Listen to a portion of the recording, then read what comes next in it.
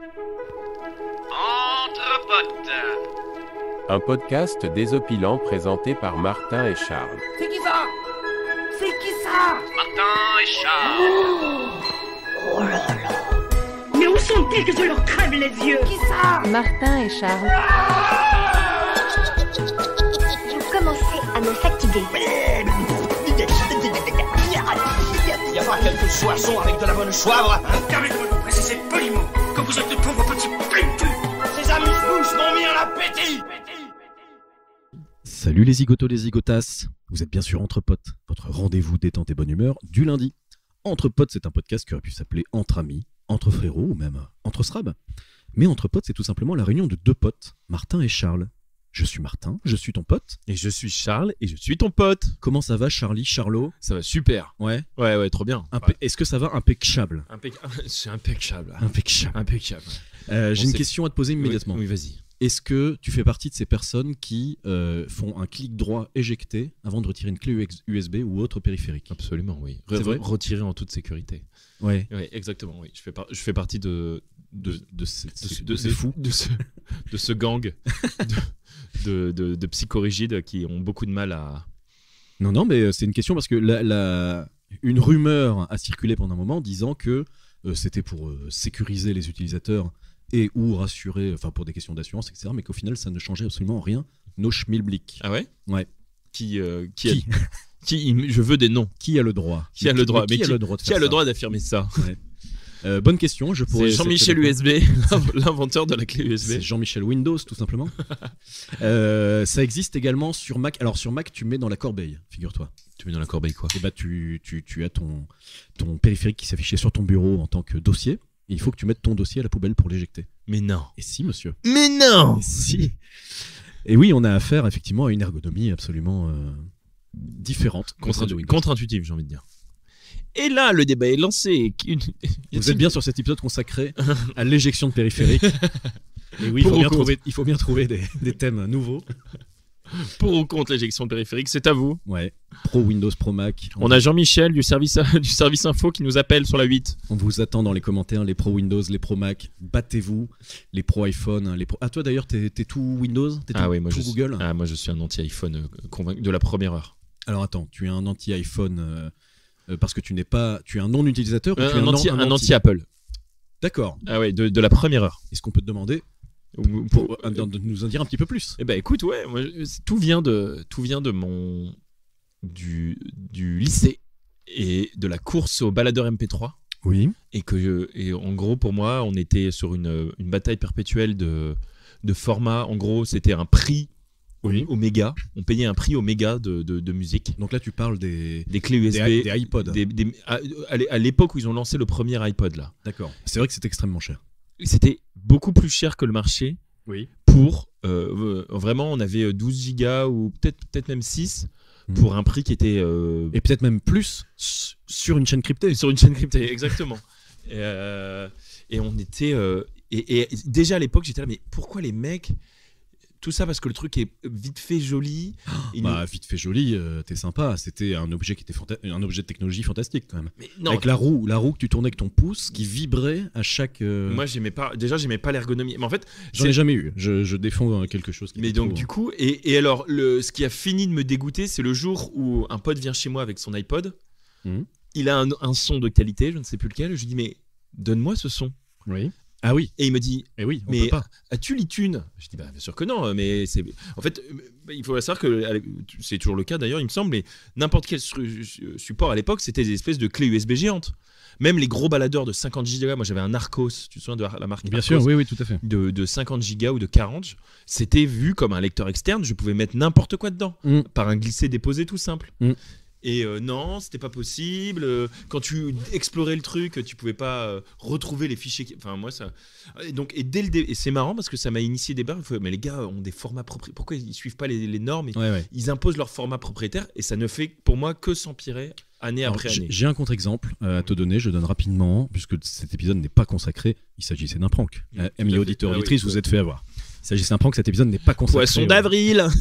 J'ai un contre-exemple d'un copain qui, à un moment donné, donc Il avait un Android, j'avais un iPhone, etc. Et je m'aperçois que lui connecte son téléphone à son ordinateur et s'en sert comme, effectivement, device de stockage, comme disque dur externe. Et je lui dis, putain, c'est incroyable, Android permet de faire ça? Il me dit, attends, non, me dis pas qu'iPhone ne permet pas de faire ça. Je lui dis, ah bah non, bien sûr que non. Quand tu connectes à ton PC, t'as iTunes qui s'ouvre. Alors maintenant, on peut drop des photos, ce qui n'était pas possible avant.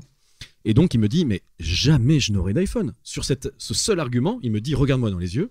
Il a pris un cutter, s'est tranché les veines. Il en est mort, d'ailleurs. Et son fils a repris. repris Dans le coma. Je suivrai le serment de papa. Et donc, il m'a dit, tu m'entends, jamais je n'aurai d'iPhone pour cette raison-là. 6 mois après, il avait un iPhone. Pour une raison tout à fait valable, qui était que sa copine se séparait de son ancien téléphone, lui a filé, ça lui permettait de ne pas en racheter un, etc. Il y avait une raison économique derrière.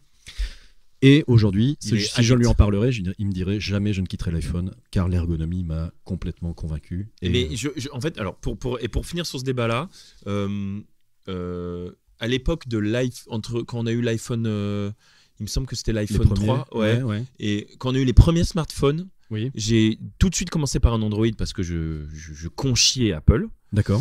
Dans mon premier travail, on m'a donné un iPhone. Mais Jean-Marie, oui. vous avez une rage incroyable. Oui. Mais Charles, vous avez une rage incroyable contre Apple. Oui. Eh bien, en 2011, les smartphones concurrents n'étaient pas au niveau. Ouais. Clairement pas. Le tactile, il n'y a rien qu'à aller. Alors que l'iPhone était clairement au-dessus. Oui. Et donc, j'ai reconnu que le produit était largement au-dessus. Pendant 1 ou 2 ans, il n'y avait rien qui concurrençait l'iPhone. Jusqu'à ce que le Galaxy S2 ou S2 ou S4 sortent. Donc il a fallu un peu de temps à Android pour arriver au niveau de l'iPhone. Et à partir du moment où c'est arrivé, j'avais plus aucune. Aujourd'hui, tu considères que c'est kiff-kiff?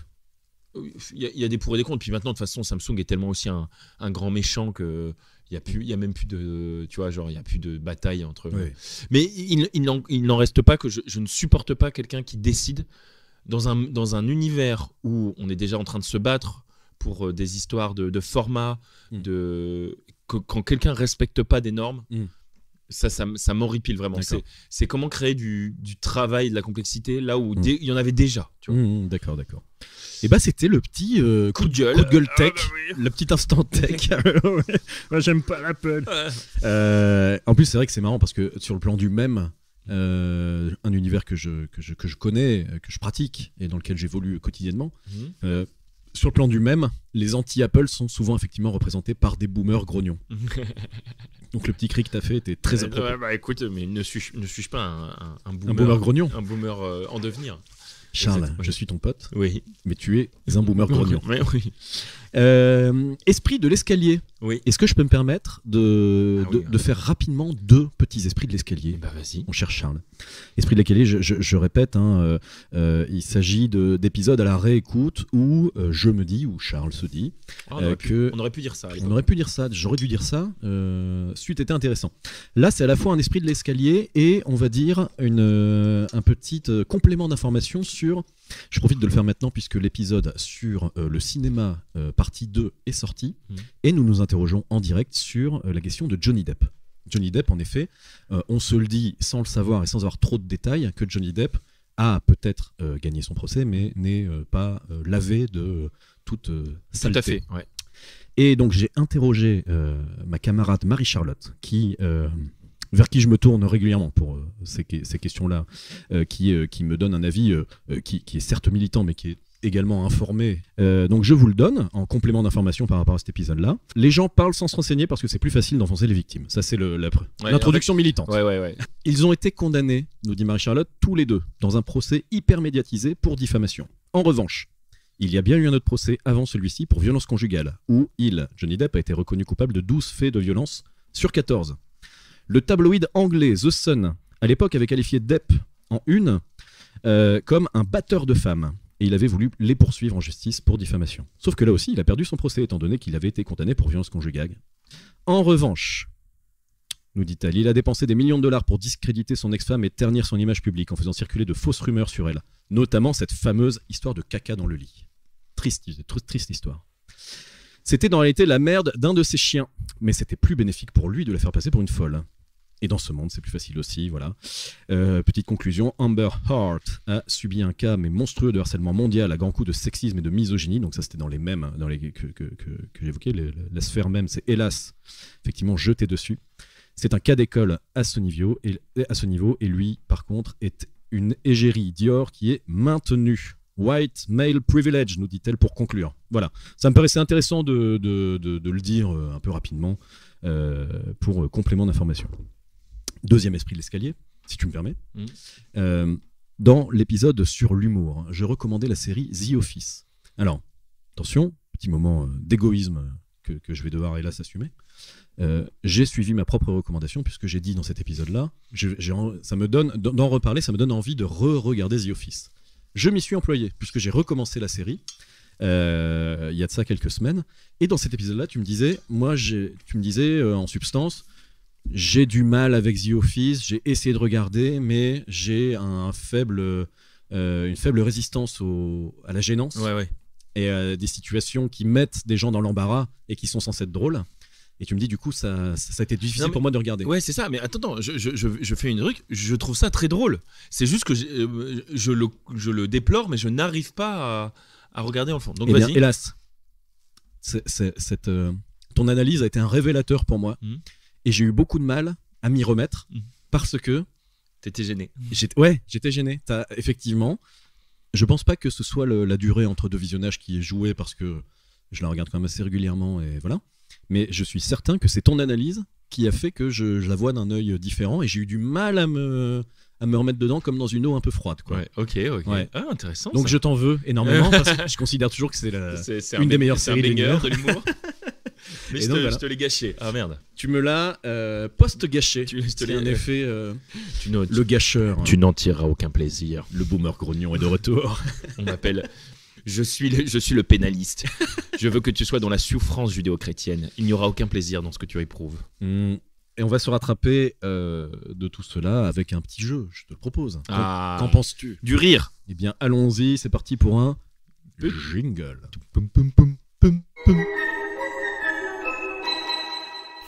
Alors, c'est l'heure de jouer ? C'est l'heure de pratiquer une activité d'amusement. De type ludique ? De type ludique. Ah, j'adore l'amusement. Alors, et en plus, il va y avoir une petite innovation.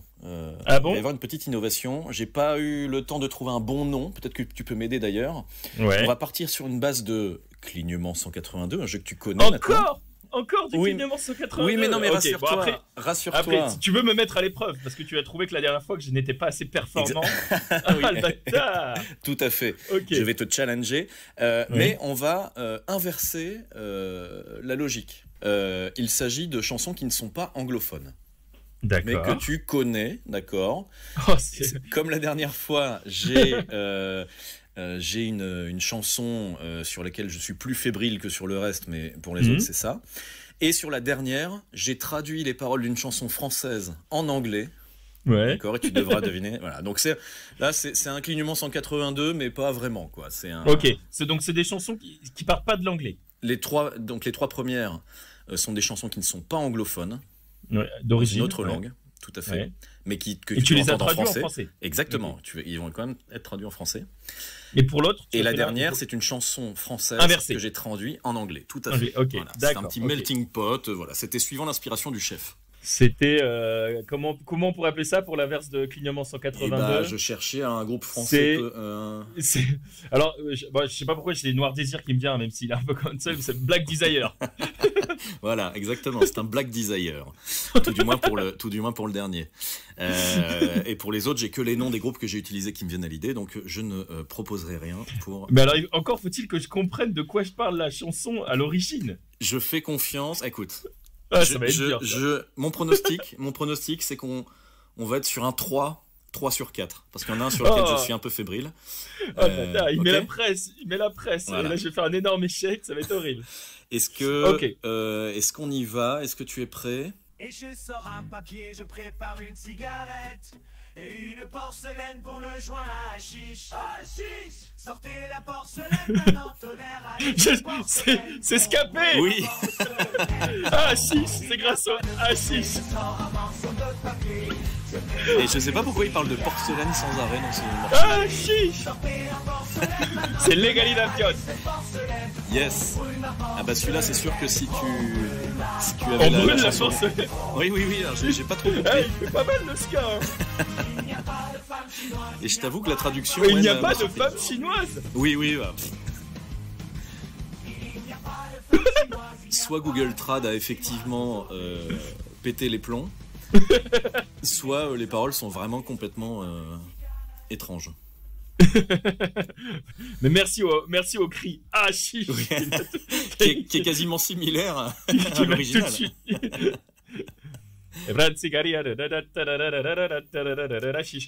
Et ce mystère de porcelaine, je sais pas pourquoi, il y a un... Ok. Est-ce que Allez, tu vas bah, atteindre le score que j'ai pronostiqué? Eh ben j'espère. Allez, on va se concentrer un petit peu. Et alors, ne donne pas trop tout de suite. Enfin, juste Oui. un petit après. Ne me dis pas. Laisse-moi le temps. Un D'accord, petit peu, d'accord. parce que C'est vrai que d'habitude les trucs je les trouve en 10 secondes, mais là Je c'est te quand même laisse chaud. jouer.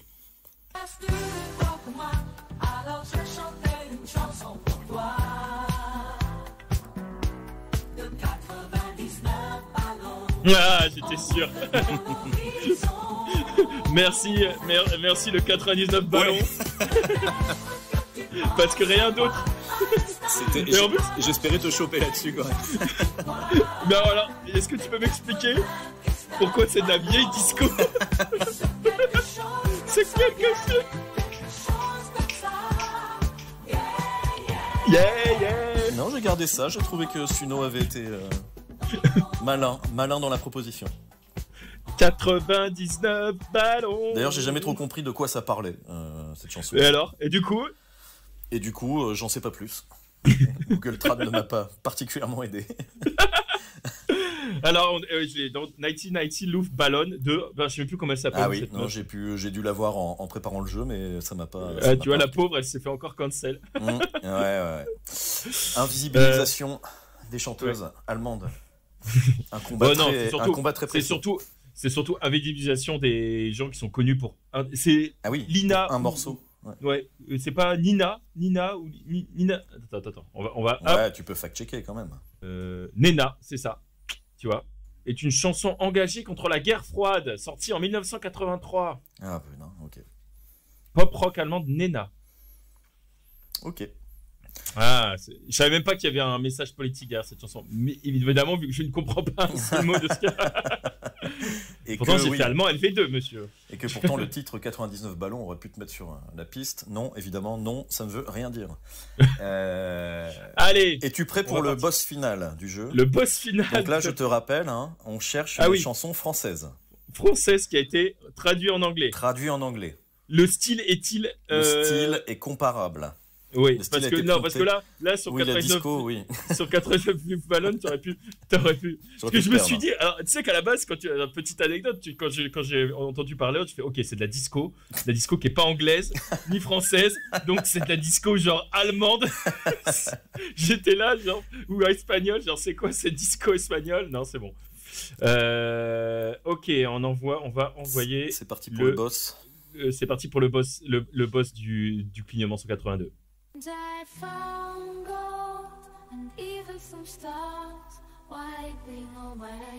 Ah, j'ai du mal à comprendre sa voix. C'est le refrain, t'en fais pas, c'est le refrain qui va te. En dessous.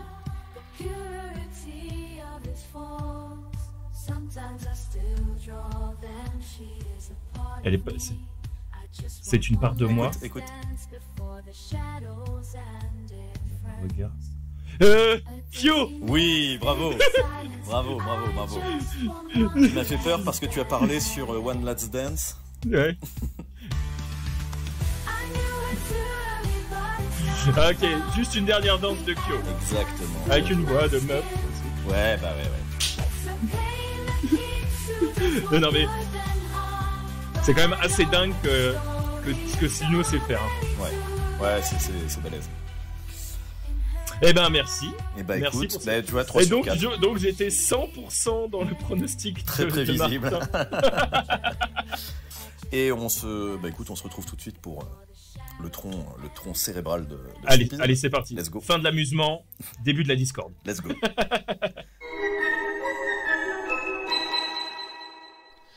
poum, poum. Ah, qu'est-ce qu'on a bien rigolé. Ah, alors ça, une tranche de rigolade comme ça, j'en prendrais bien tout à tous les repas. Ça va toujours, mon pote? Impec. Bon. On arrête de faire traîner les suspens sur les thèmes du jour puisque les gens les ont dans le titre, je le répète à chaque fois. Chose que je répète à chaque fois aussi, mais j'oublie d'habitude de le dire en début d'épisode. Là, on est à la moitié, c'est un petit peu mieux. N'hésitez pas à nous mettre une note, aussi bonne soit-elle, en fonction de votre amour pour le podcast, sur votre application de podcast préférée. C'est comme ça que le podcast apparaît dans les algorithmes des gens. Tout à fait. Ça, le bouche-oreille. N'hésitez pas à dire au repas de famille que vous connaissez un super podcast qui s'appelle Entre Potes. Voilà. Donc voilà, ça aiderait fortement le podcast. Mon bon Charles, le thème du jour est on va essayer de faire en sorte qu'il... Ouais, on va essayer de l'introduire comme d'habitude, mais est légèrement technique. Petite introduction à nos discussions. Essayons de rester loin de tout langage technique, tout jargon, etc. D'accord. Puisque nous allons parler de l'information et des médias. La dernière fois qu'on s'est vu, Charles, oui, mon Martin, les sources d'information étaient bien moins nombreuses qu'aujourd'hui. Alors, bien moins nombreuses, ou peut-être. La dernière fois qu'on s'est vu, rappelons, on est en 2007. Ouais, exactement. On a... Alors... Et même 2006, 2007. Ouais. 2006, 2007. Les chaînes de télé sont moins nombreuses. Oui. Là, on va... Ouais. Il y en avait 3 en couleur. Mais il n'existait pas certaines les chaînes d'infos continues. Ouais, balbutier peut-être, et peut-être du LCI qui traînait. Tu crois? Ouais, peut-être. C'est quand l'émergence de BFM, par exemple? Après, je pense. Okay. Après. En tout cas, l'émergence de la TNT et donc de multiples chaînes gratuites, c'est arrivé un peu tard. Donc Internet existait. Internet existait, mais les réseaux sociaux balbutiaient encore. Les réseaux sociaux, non. C'était pas des sources d'information. C'était pas des sources d'information. On n'avait pas non plus la notion de push, de notification, de flux RSS pour ceux qui ont connu. Maintenant, c'est remplacé par juste du push, mais l'information venait pas directement à toi. Ouais. Il fallait aller la chercher soit directement sur un site que tu consultais qui balbutiait, soit dans les médias traditionnels, les JT et la presse écrite. Ouais, c'est ça.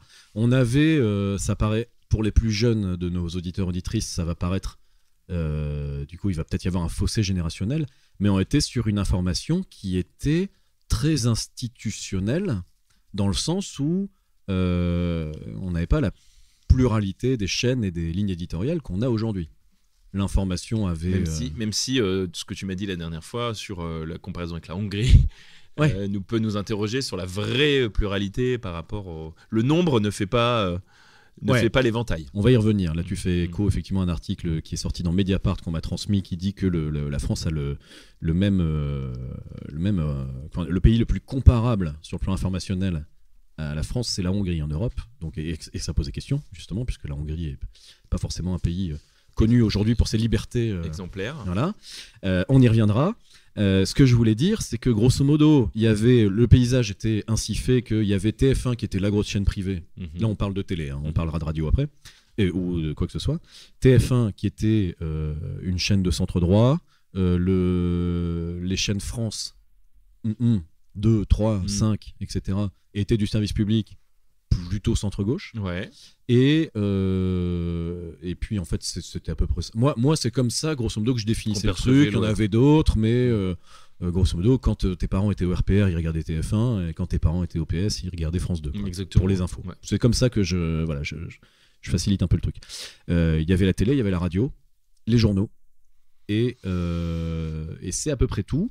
J'ai un truc qui me pop comme ça, je le dis, mais moi j'ai souvenir que mon père au début des téléphones portables, il était abonné à des services SMS donc qui étaient payants, qui envoyaient des news, des petites news. Ouais. Genre le score de foot, le résultat de la primaire. Ouais, c'est ça. Actu importante, il y avait un SMS qui popait et sinon c'était le soir, il y avait un truc un résumé quoi. Un bilan. Ouais, c'est ça, voilà. Donc ça pop, donc je le dis. Mais voilà, donc nous on a encore un âge où on a été formaté et construit autour de ces médias traditionnels. Qui fait qu'aujourd'hui, ça c'était à l'époque où on s'est connus, aujourd'hui donc on a un paysage qui est beaucoup plus ouvert, des médias dans leur forme traditionnelle, télé, radio, presse écrite, qui sont pour ce qui est au moins de télé-radio, beaucoup plus divers, beaucoup plus nombreux. Surtout télé d'ailleurs, parce que j'imagine que la radio n'a pas forcément explosé. Non. En termes de radio d'information, on a toujours à peu près les mêmes chaînes qui tournent en boucle. Ouais. Mais en même temps, on a un fossé qui a, je pense, tendance à se créer entre notre génération qui peut encore s'informer par ces médias-là, et encore s'informe de moins en moins par ces médias-là, et une génération de personnes qui ont 25 ans aujourd'hui, qui ne se dirigent plus, plus beaucoup ou plus du tout vers... un étudiant de 25 ans, même si il avait un boîtier TNT à disposition, je doute qu'il installe la télé chez lui aujourd'hui. Ouais. Et je doute encore plus qu'il mette le JT à 20h. Ouais, alors, voilà. Pour le coup, je suis très semblable à lui, mais on y reviendra. Ok. Quelles sont tes sources d'information aujourd'hui? Comment est-ce que tu t'informes au quotidien? Tu rentres directement sur ce sujet-là. Ok, comment je m'informe? Je m'informe, alors, aujourd'hui, je m'informe toujours trop tard.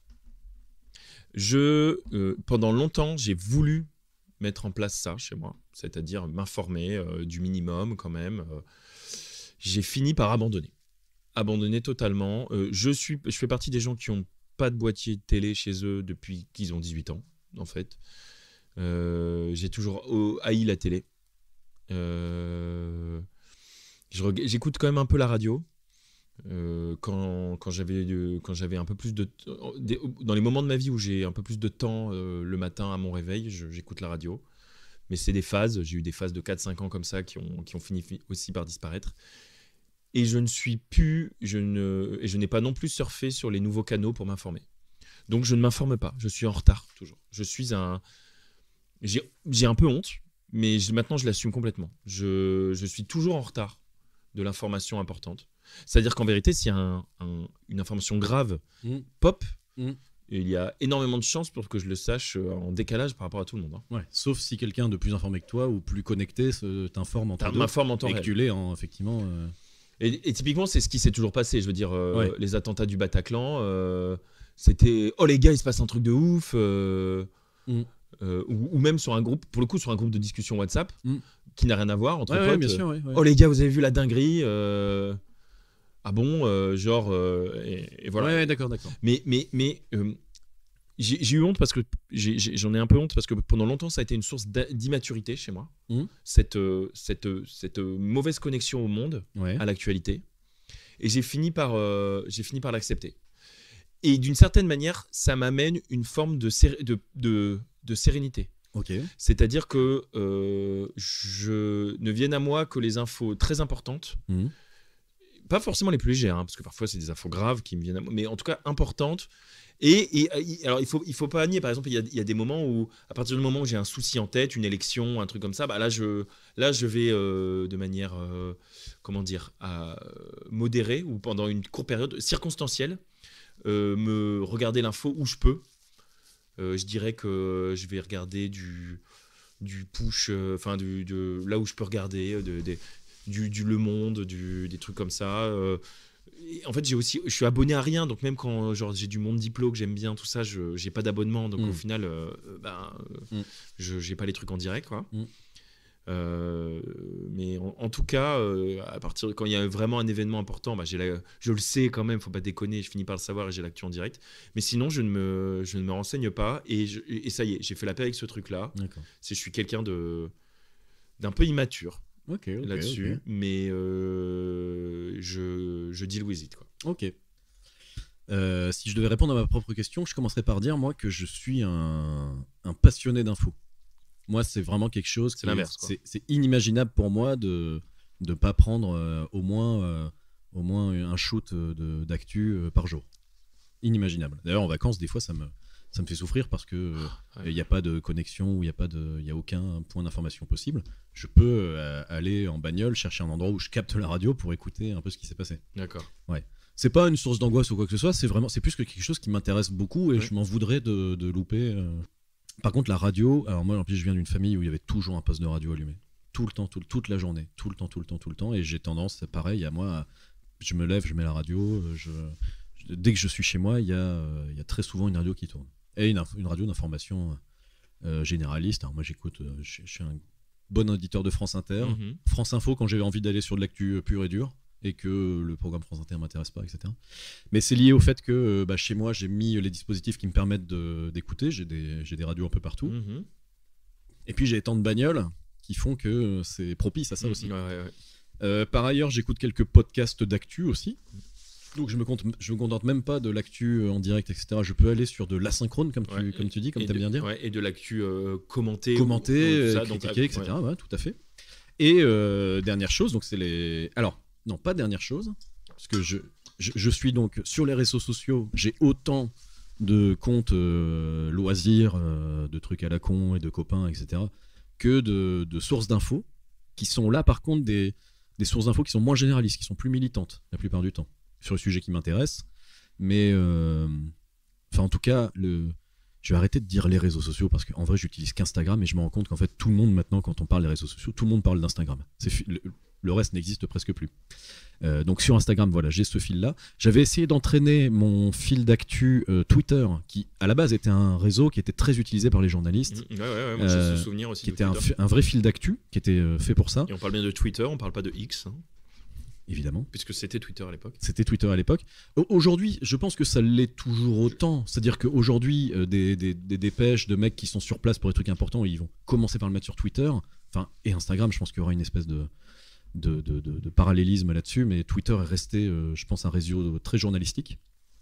Donc je ne l'ai pas complètement abandonné, j'y vais quand même de moins en moins, mais voilà. En tout cas, j'avais entraîné un fil d'actu vraiment très intéressant, et pendant une grosse période, j'utilisais beaucoup ce réseau-là pour ça. Mais alors, ce que je veux dire, c'est que je fais partie des gens qui sont également abonnés payants à des journaux en ligne. Voilà. Donc on en a parlé tout à l'heure, je suis abonné à Mediapart depuis 2 ans, par opportunité, parce que j'ai eu l'occasion de m'abonner. C'est 20 € par an, donc c'est absolument que dalle. Et puis voilà, je sais honnêtement pas si je continuerai l'abonnement après coup, mais en tout cas pour l'instant c'est quelque chose qui me plaît et sur lequel je vais de temps en temps. Et je suis abonné au Courrier International, pareil, par opportunité, sur un petit prix qui m'a donné envie de découvrir le journal. Le Courrier International, c'est un niveau qui est assez haut. Ouais. Et dans les sujets, et dans le traitement de l'information, toujours très pointu. Donc je vais être très honnête, c'est un peu élevé pour moi. Mais j'ai exactement la même chose, comme je te l'ai dit. Moi j'ai quand même... c'est par phase, j'ai eu des phases aussi. Mais c'est les phases où je me rêvais intellectuel militant, tu vois, en fait. Et que j'ai fini par concéder que non, arrête de péter plus haut de ton cul, c'est pas le cas. Mais alors que j'ai eu quand même des moments où j'adorais le Monde Diplo. D'ailleurs, j'étais assez aligné avec pas mal d'éditeurs du Monde Diplo. Mais c'est chronophage et énergivore de le consulter, de lire les articles, de les digérer, de les penser. Et en fait... l'actu, ça résume bien en fait mon rapport à l'actu, c'est que j'ai du mal à gérer ce sujet de manière un peu quotidienne, simple, banale.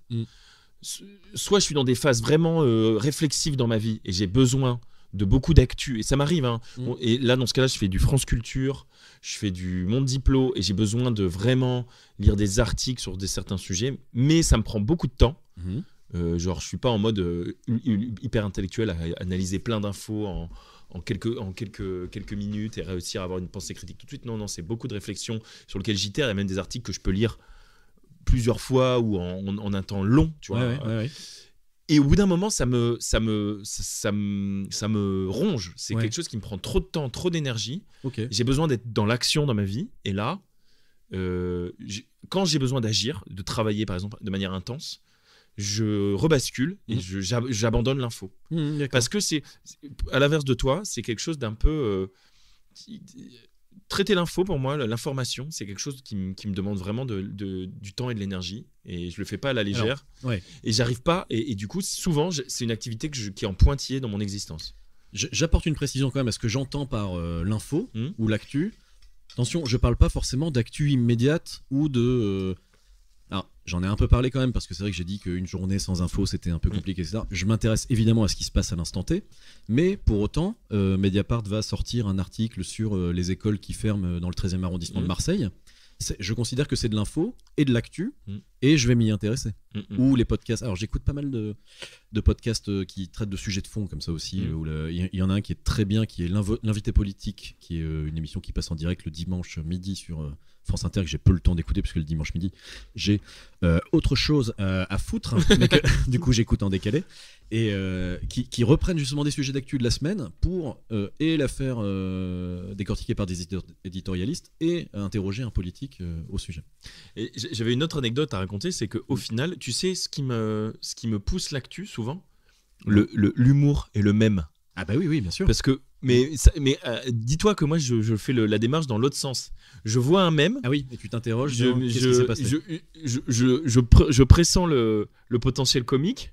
Je dis mais pourquoi est-ce qu'il se passe ça? Et là, du coup, alors parfois c'est de la sous-info. Hein, oui, bien sûr. Mais parfois c'est quand même drôle. Enfin, et donc le dernier en date, par exemple, je peux te le dire, c'est tu m'as envoyé un mème avec la photo de Macron et la photo de Poutine. Ah oui. Et je n'avais pas la ref. Ah d'accord. Et du coup, j'ai été chercher la référence. Ouais. Et en plus, elle était un peu pointue. Enfin, Internet commençait à se déchaîner, mais c'est vrai que moi, alors j'ai dû la découvrir aussi par mème, celle-là. Mais au départ, en fait, je pense que c'est justement une actu qui a pu arriver aux médias généralistes et peut-être plus traditionnels par la voix du mème. Parce qu'en fait, au départ, la blague, elle est graphique. C'est que Soisic de la Moissonnière, qui est la photographe officielle de Macron depuis 2017, a publié ça sur son compte perso. En fait, c'était pas une photo particulièrement de communication de l'Élysée. Ah ouais. C'est juste des mecs qui ont vu ça, qui ont trouvé ça marrant, et, du coup et qui ont commencé à la détourner. Et moi, j'en suis quasiment convaincu. Je peux pas, hélas, je peux pas le prouver, mais je suis sûr que c'est par la sphère humour que c'est arrivé sur les plateaux des JT. D'accord, ok. Et mais franchement, c'est un très bon exemple, ce truc-là, parce que non seulement là, j'avais pas l'info, je l'ai découvert, peut-être comme ça, mais sache que même j'avais mis un peu de côté pour le coup, par angoisse, toute le statut actuel de la relation internationale entre la France et la Russie. D'accord. Parce qu'en fait, ça me remet dans ok, où est-ce qu'on en est sur les sujets, et de toute façon, et la guerre en Ukraine, et en fait, c'est pas des sujets. En fait, je me mets d'une certaine manière, et on peut m'insulter là-dessus, mais sauf que je le reconnais, moins. C'est à certains moments, je me mets certaines œillères temporaires, dont au moins j'ai au moins conscience de les avoir mises moi-même. Ouais. Donc ça, c'est la seule qualité que je me reconnais sur les sujets, parce que si je veux vraiment y réfléchir et leur accorder l'importance qu'il leur est due, bah, je m'arrête. Je peux rien faire d'autre que m'arrêter et lire tranquillement, réfléchir et m'inquiéter sur ces sujets-là. D'accord. C'est quelque chose. En fait, j'ai du mal à gérer l'actu et son importance de plein de sujets qui sont quand même un peu lourds depuis des années, et la réalité pratique de ma vie. D'accord. Donc, si je veux avoir une vie un peu classique, ben souvent je mets de côté l'actu jusqu'à ce que je me dis bon, là il se passe des choses importantes, vas-y, donc hop, je reprends une bouffée. Généralement je me dis putain, ça s'est pas amélioré, hein. C'est rarement résolution miraculeuse du conflit israélo-palestinien. Mais j'en ai un peu honte. Je considère que c'est la part d'adulte, de comportement attendu d'un adulte sur lequel je danse un petit peu, tu vois. Je comprends tout à fait. On va pas aller dans le fond du sujet Israël-Palestine. Non, mais mais parce que je vais quand même en dire un mot, mais qui sera pas un sujet de fond. C'est de dire que moi, j'ai été impressionné à quel point c'est un conflit qui a toujours existé, enfin, en tout cas dans nos mémoires à nous. Et les derniers événements ont fait que c'est revenu pleine bourre sur justement ce qui est l'actualité, etc. Et que pour la première fois, je l'ai perçu d'un point de vue militant. De ma sphère d'information militante. Ouais, peut-être, ouais. Moi aussi également, ouais. Et j'ai été assez surpris, on en parlera en off du fond, etc., parce que j'ai des trucs à dire, mais je le dirai pas à l'antenne. Mais j'ai été assez surpris de voir le conflit par d'un point de vue différent, justement. De ce qui était la perception du conflit depuis ta tendre enfance, quoi. Exactement. Ouais, pas intéressant, ouais. Ok, mais ça fait partie des conflits qui durent, etc. Sur ce que tu dis sur l'Ukraine et sur la guerre, de toute façon en général, et la façon dont c'est traité dans les sujets. Alors, On va pas, j'ai pas envie de partir sur des poncifs. Les médias, ouais, je voulais en parler en intro de trucs. Quand je disais j'ai un problème avec les médias, et pas du tout dans le style Jean-Marie. Ouais. Non mais tout à fait. Et non mais ça c'est important, t'as raison. La notion de les médias, tous complices, tous pourris, etc. Il y a ça. Il y a aussi ce que je voulais préciser, c'est que bien que je consulte une info militante, je recoupe toujours quand même un peu mes infos, etc. Et parce que on pourrait quand même, si tu veux, la notion de désinformation, elle existe aussi, peut-être qu'on peut l'aborder. Internet a entraîné, ça on va pas l'apprendre, c'est vraiment journalisme, Unit 1, Lesson 1. La désinformation, elle vient aussi de la multiplication des sources, et des sources amateurs ou très orientées, et voire très désinformées. Ce qui peut arriver dans les sphères militantes, donc il faut faire attention. Moi, que celles et ceux que ça intéresserait, que notre débat intéresserait, qui souhaiteraient améliorer leur feed par justement des comptes plus à vocation d'information, à la suite de cet épisode, fassent gaffe quand même, parce qu'il faut quand même sélectionner et avoir tendance à recouper. Et que la notion, là où je veux pas, en introduction je disais que je voulais pas verser dans une simplification du truc, c'est la notion de complotisme qui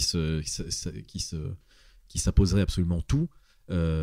Mais voilà, ça me paraît important de dire que l'information militante, elle est aussi à prendre avec des pincettes et toujours bien recoupée, quoi. Ouais. Que de mon point de vue, et là c'est un peu là où je voulais en venir, la notion de médias traditionnels, elle a tendance à m'énerver parce que elle n'est plus aussi englobante et universelle qu'on a pu l'avoir avant, parce que aujourd'hui il existe beaucoup de choses et voilà, ça marche plus, le monde fonctionne plus de la même façon. Cependant, je compte quand même sur les médias traditionnels, et en particulier sur les médias qui relèvent d'une mission de service public. Et là, je pense à la Téloche, aux France et compagnie, France 2, 3, etc. Et à France Inter, Culture, etc. Pour avoir une responsabilité très claire et très formelle d'une information claire, vérifiée, non partisane. Et tu vois ce que je veux dire ou pas ? Alors, je m'attendais pas à ce que tu fasses une grimace, mais pour moi c'est quelque chose d'extrêmement important. C'est un peu stalinien de dire voilà, il y a des médias d'État qui doivent avoir l'information la plus vraie et vérifiée possible. J'ai conscience clairement que c'est un peu soviétique, mais non, c'est pas que c'est. Pour moi c'est un phare quand même dans le. Non, mais brouillard. C'est important. Non, mais en fait j'ai juste fait la moue sur la plus objective possible. Je pense que il y a très peu de façons de traiter l'information qui soit réellement objective. Enfin, c'est délicat. Okay. Et je pense pas qu'il soit. Effectivement, si j'avais parlé d'objectivité pure, j'aurais plus été sur l'AFP, quoi. Ouais. Ouais, la dépêche. Effectivement, il y a un traitement dans ce que va livrer France X. Et qui moi, mais ok, hein, parce que. Non, mais tout à fait. En fait, moi, je suis pas quelqu'un qui conspue l'aspect politique des choses ou l'aspect idéologique. À partir du moment où il a une forme où il est assumé d'une certaine manière, tu vois. Moi non plus, et d'autant plus que j'ai dit que j'avais des médias très militants et très voilà. Par contre, je compte quand même sur une famille de médias qui serait celle-là, qui serait celle qui remet de la perspective. Exactement. Ouais, voir l'autre. Mais tu sais, je repense aussi à autre chose, c'est que par rapport aux médias très engagés, chose que j'ai suivi un peu aussi à un moment quand j'étais. C'est vrai que il est important aussi, ne serait-ce que pour ne pas être dans une forme d'illusion. Parce que quand on est sur des fils ou des blocs d'actu de médias trop engagés, on a soit des contradicteurs purs, soit des gens pour la cause.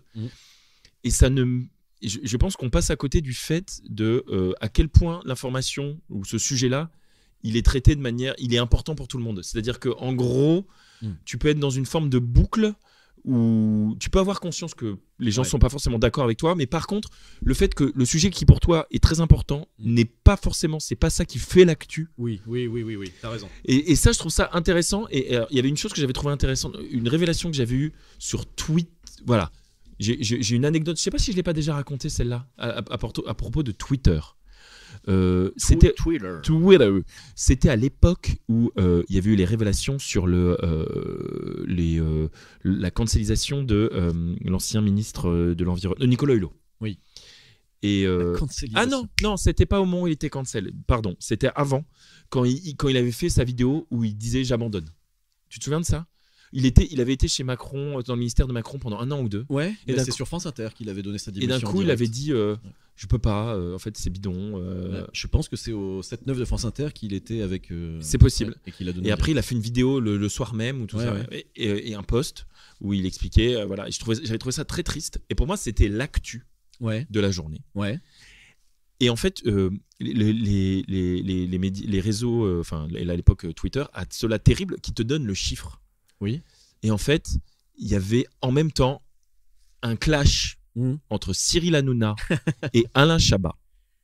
Ouais. Et sache que le nombre de vues et de retweets, les tétés, comme on dit, de ce sous-sujet, ce sujet était en tété. C'est ça, était, mais genre d'un rapport 5 à 10, je me souviens plus. Facteur 10. Et là, j'avais été waouh. En fait, ce que tu crois être l'actu n'est pas l'actu. Bah alors. Parce que les chiffres mentent pas. Je veux dire, on peut être anti-démagogique, on peut dire la plèbe ne sait pas on peut en dire ce qu'on veut. À partir d'un moment, quand une info a 10 fois plus percé qu'une autre info, c'est que c'est terrible, tu vois. Genre, c'est que ce n'est pas l'actu. C'est un peu pour ça que je parlais d'actu en temps réel et d'actu asynchrone. Ouais. Et d'ailleurs, j'ai cru que tu allais aller là-dessus.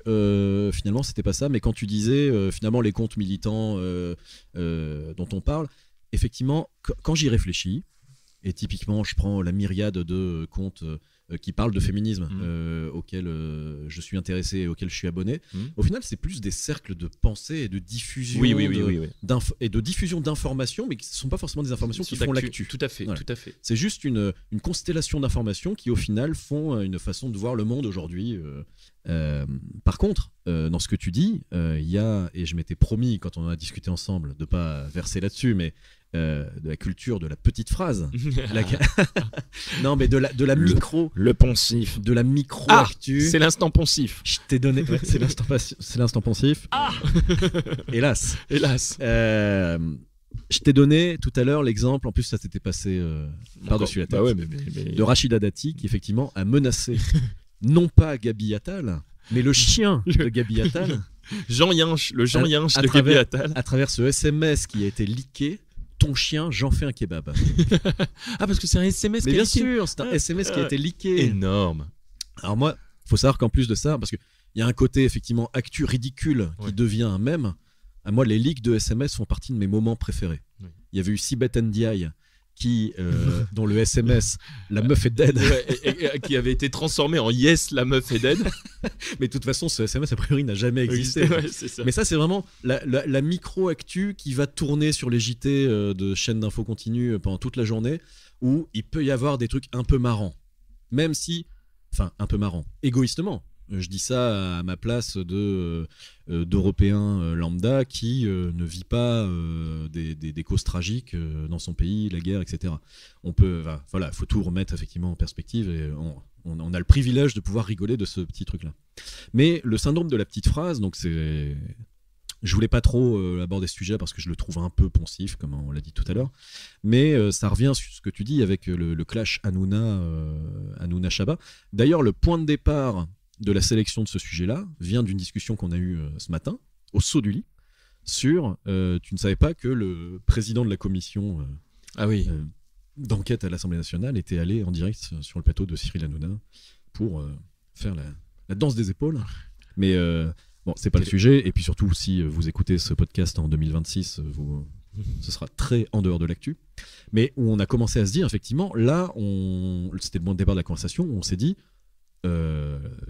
clairement la réalité dépasse la fiction, des fois la fiction. Parce que là, quoi qu'on pense de l'orientation, là il y a un vrai problème. Parce que c'est pas je pense que vous supposez nos avis et nos orientations par rapport à l'ami Baba. Mais au-delà de ça, à la limite, oublions ça.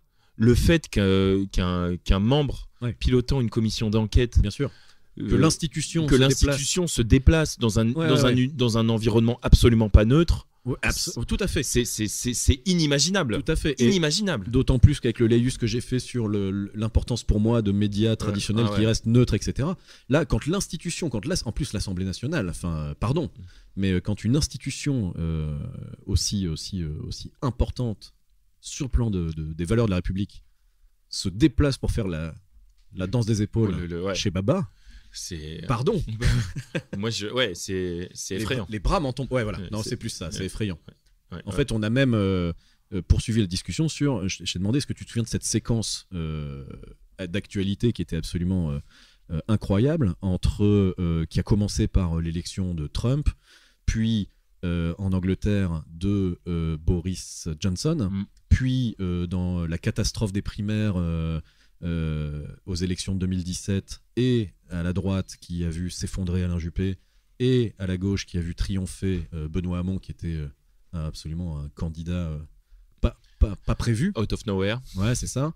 Le Brexit. Enfin voilà, il y a eu une Ouais. série. Il y a eu une série à ce moment-là dans l'actu où grosso modo on marchait sur la tête. Mm, On marchait sur la tête. Le monde marchait sur la tête, mais Et ouais. Et c'est de là qu'est parce venu. que là, la réalité a aussi dépassé la fiction. Ouais, bah oui. Mais en fait, quand je te dis que c'est anxiogène, moi, ça m'angoisse quand même. Hein. Enfin, genre, c'est des.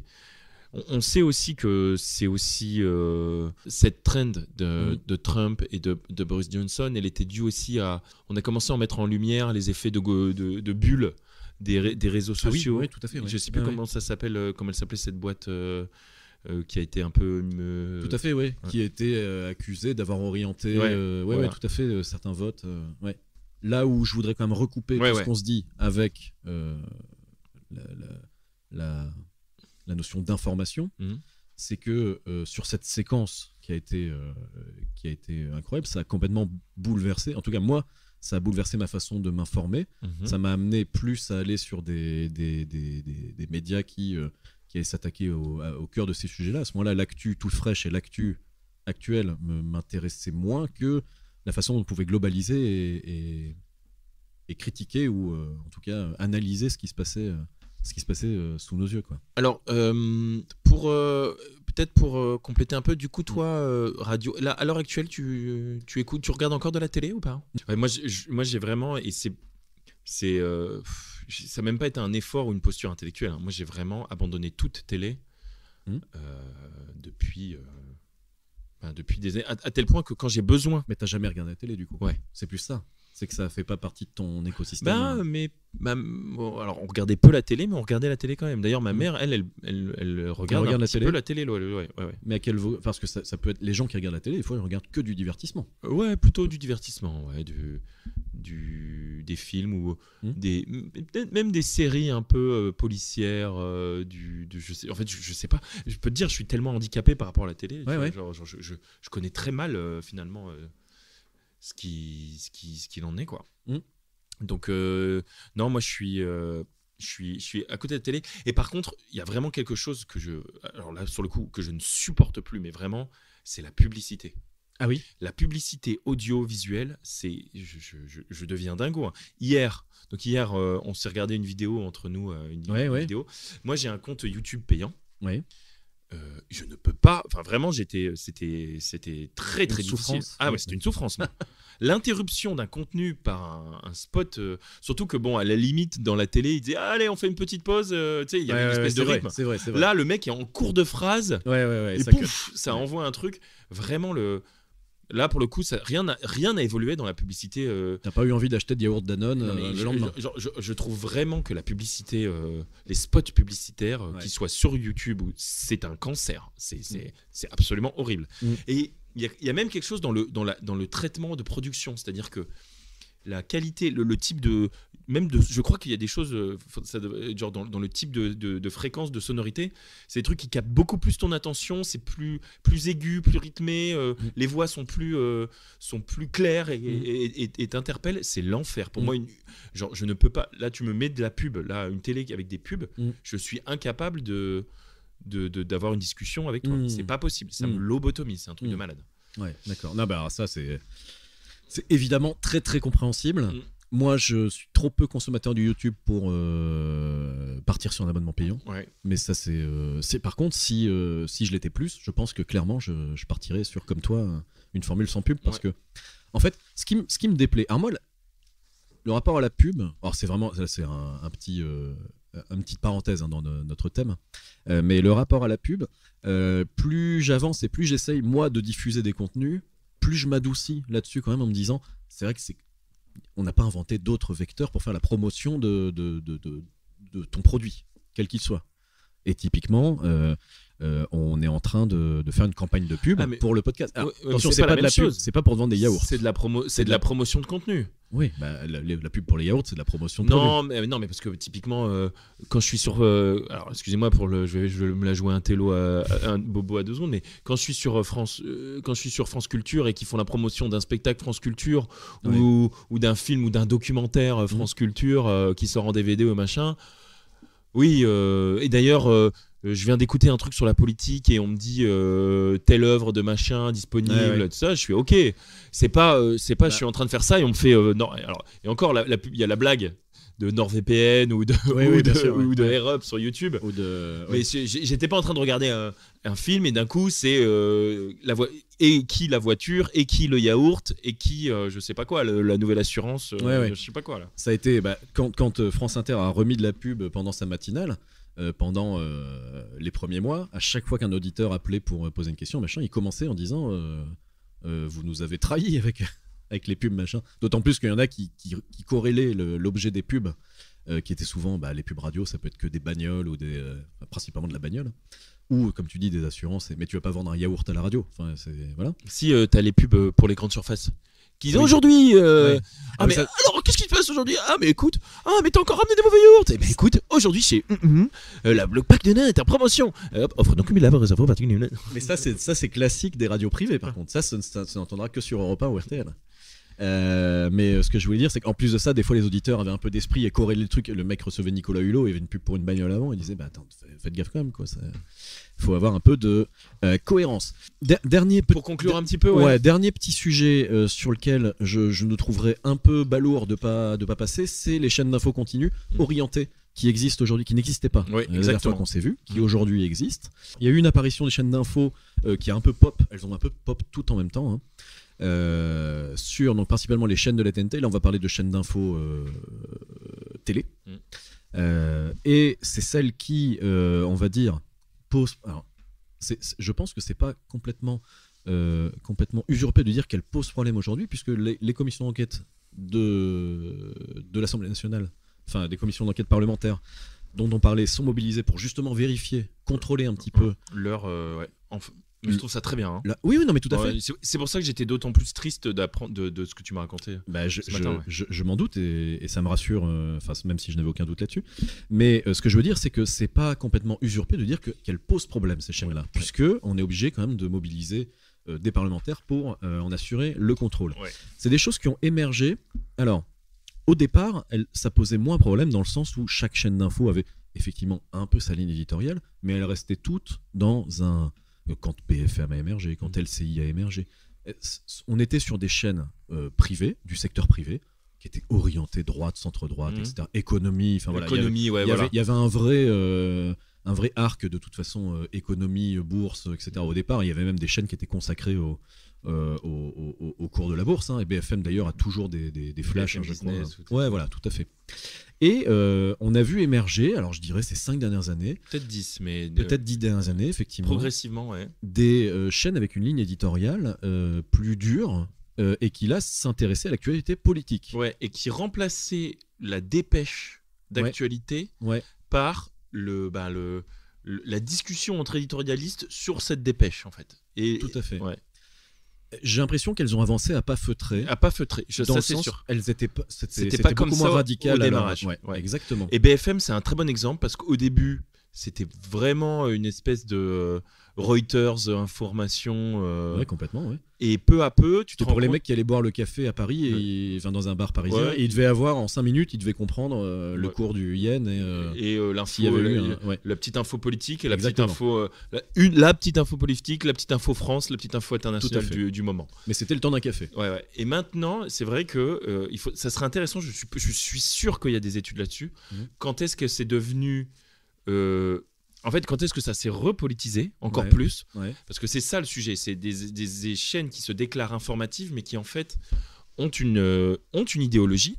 Et pour moi, le mot idéologie n'est pas un gros mot, je le répète souvent. D'ailleurs, c'est une grande victoire de la droite d'avoir remplacé le mot idéologie par une insulte, parce qu'en gros elles disent il y a soit nous on n'est pas l'idéologie c'est le rêve, c'est soit les bisounours soit les fous alliés, et nous on n'est pas dans l'idéologie, on est dans la réalité, donc alors que tout est choix politique, voilà, bon bref, et donc j'en étais à l'arrivée de l'idéologie progressivement dans ces chaînes, alors qu'elle se réclame être purement informative. Aujourd'hui, est-ce que ça pose problème? Oui, parce que ce sont des médias qui quand même tournent en boucle, avec une petite musique qui, justement, plus elle tourne, plus elle peut convaincre ou justement engrainer les gens qui la regardent. Et il faut savoir que la commission d'enquête a été mobilisée. La commission d'enquête dont on parle, là on vous parle en avril 2024. Par Reporters sans frontières, non? Elle a été... Alors, je ne sais pas qui l'a sollicité, mais en tout cas, elle a été déclenchée sur le fait que dans un bulletin d'information généraliste, CNews a présenté l'avortement comme la deuxième cause de mortalité dans le monde. Voilà. Qui était un parti pris donc idéologique grave. C'est enfer. Et là, donc, il y a une sonnette d'alarme qui a été tirée. Donc ils s'en sont dédits en disant oui mais ils ont limite accusé le stagiaire quoi, en disant c'était pas prévu comme ça, on l'a laissé passer, voilà. Bien sûr, beaucoup de choses les confondent avec le fait que c'est des trucs qui sont prévus à l'avance, enfin qui sont des émissions qui sont enregistrées à l'avance et qui sont visionnées par théoriquement une espèce de commission en interne qui valide un peu le truc, voilà. Donc en fait tous les verrous étaient là pour que ça ne passe pas. Ça a passé, c'est passé visiblement entre les mailles du filet, enfin, ils s'en défendent comme ça. Bref, c'est pas très intéressant. Mais le propos, c'est de dire, aujourd'hui, on a des chaînes donc très orientées vis-à-vis de gens qui ne sont pas préparés et pas toujours spécialistes dans les propos qu'ils tiennent. Dans le sens où il y a beaucoup de contenus généralistes qui s'affichent comme généralistes, avec des gens qui s'affichent en tant que journalistes, donc des gens informés et qualifiés pour informer, et sur des sujets dont on voit bien qu'ils ne maîtrisent pas toujours les tenants aboutissants. Et ça pose problème à mon sens. Là, j'en reviens à ce que je disais avec la nécessité d'avoir des médias d'État, pardon, hein, j'en viens, mais des médias surveillés et solides pour une information vérifiée et elle-même solide. Et c'est en ça que moi, ça me dérange qu'il y ait une libéralisation des chaînes d'information comme ça. Complètement. Et il y a un autre sujet qui revient avec un peu la manière dont je traite l'info, c'est que en fait, il y a une espèce de paradoxe entre ce qu'on la demande de recul qu'on attend des gens quand ils doivent processer de l'info et le fait de digérer rapidement de l'information. Tout à fait. Et on devrait presque, et là j'aime bien ça, on devrait presque avoir un permis de consommer de l'information. Oui, je suis d'accord. Mais on le fait. N'oublions pas qu'on nous l'apprend un petit peu dans nos études. On nous apprend à faire de l'analyse de texte, de l'analyse critique. Et bon, alors, d'aucuns pourraient dire aussi que les programmes sont orientés. Il y a une ligne éditoriale dans les programmes historiques. Il y a certains faits qu'on enlève de nos manuels d'histoire, tout ça. Donc, il faut avoir le recul. Mais je pense que c'est quelque chose de pas du tout instinctif et que normalement, quand on fait par exemple des études d'histoire on apprend à être méfiant envers même les historiens, en mode attention, ce sont les vainqueurs qui écrivent l'histoire, patati patata. Complètement, et maintenant, on redécouvre des pans de l'histoire. Mais tout ça, ça demande du travail, du temps. C'est pas quelque chose d'anodin de traiter de l'info et je le dis en toute humilité. Et une fois qu'on a dit en début d'épisode que les médias traditionnels avaient tendance à reculer dans la façon dont ils sont mobilisés, enfin dans l'utilisation qu'en font les gens, en particulier les plus jeunes, ça veut dire que les plus jeunes s'informent principalement par une information qui leur parvient sur, j'imagine, les réseaux sociaux. Ou alors, tu veux dire Instagram? Il a suivi. Mais ça veut dire qu'elle est véhiculée. Comment dire, elle est c'est presque comme une alimentation qui t'arrive transformée. Mais c'est une information qui t'arrive transformée. C'est ça, parce qu'en fait, le problème, c'est que c'est pas une dépêche brute. C'est une dépêche qui vient forcément d'un des cercles auxquels tu appartiens. Et elle est forcément déjà colorée. Ce qui n'est pas un problème. Non. Quand tu sais. Quand tu as conscience que de cette coloration. Tout à fait. Et que tu es encore capable de dire tiens, qu'en pense le camp adverse, tiens, ou que représente cette information par rapport ce que je disais, hein, parce que tu sais que tu as des détracteurs. Tu vois, Ouais. Mais que représente cette information par rapport au reste des infos importantes du moment? Là, si t'es pas si t'as pas une vision un peu englobante, et c'est ce qu'il y avait peut-être d'intéressant avec le format JT, c'est que le JT, alors quand bien même il y a une ligne éditoriale, il est orienté, il te balançait, il disait bon, les vrais sujets importants du moment, c'est ça, ça et ça. Puis il y en avait peut-être 2 ou 3 que tu connaissais, puis ah bon, il y a ça aussi. Ah oui, ça c'est quand même aussi important. J'avais pas ça en tête pour l'instant. Bon. Et la façon dont c'est transformé, parce que c'est là aussi où il y a quand même une déontologie du journalisme qui doit absolument préexister à la livraison d'une information, c'est que une information peut être traitée. Si je reprends le cas CNews qui parle de l'avortement comme d'une cause de mortalité, ce n'est même pas une opinion. C'est-à-dire que c'est presque un délit. Je ne sais pas si dans le droit ça peut être considéré comme un délit, mais ce n'est pas une opinion de dire ça. C'est quelque chose qui est faux et c'est quelque chose qui est problématique. Donc, je suis d'accord avec toi, l'idéologie ne pose pas de problème tant qu'elle respecte quand même un certain code déontologique. Alors, et est-ce que tu aurais accepté, mais c'est pas le cas, hein, parce que c'est pas la façon dont ils présentent les choses, hein, c'est absolument... Est-ce que tu aurais accepté que, en termes de déontologie, hein, que eux, ils disent, et je vous propose de faire une expérience de pensée, parce que nous, on est contre l'avortement, pour des raisons à la fois idéologiques et religieuses. Et ben, si on considérait que l'avortement est une cause de mortalité comme une autre, alors regardez ce que ça représente. Est-ce que cette méthode-là, moi à la limite, moi je la trouverais, alors je serais absolument contre, mais à la limite, il proposerait une notion de laboratoire des idées qui te déplaît pas complètement. Qui ne déplaît pas complètement en disant si on considère que voilà, et ben regardez, dans ce cas-là, c'est beaucoup. C'est du laboratoire des idées. Par contre, moi je vérifierais avant, c'est peut-être le juriste qui parle, mais je vérifierais avant qu'on parle bien de quelque chose qui n'est pas délictuel. Ouais, tu as raison. Non mais tu as raison. Voilà. À partir du moment où ce n'est pas délictuel, mettons que le racisme n'existe pas. Tu vois ce que je veux dire? L'expérience peut être faite dans les limites. D'accord, entièrement d'accord. Des valeurs républicaines et de la loi de la République. Et de toute façon, c'est pas comme ça que ça a été présenté. C'est un scandale absolu. Et ça a été présenté comme une info. On est sur une chaîne d'information, donc ça a été présenté comme une information. Et là, clairement, c'est de la duperie. Ouais, c'est ça, c'est de la duperie. Ouais.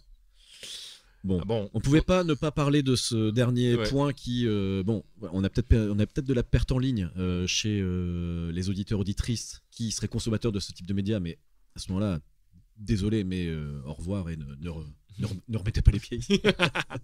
Non, j'allais dire consommer d'autres choses et regardez ce que vous en pensez. Ouais, tout à fait.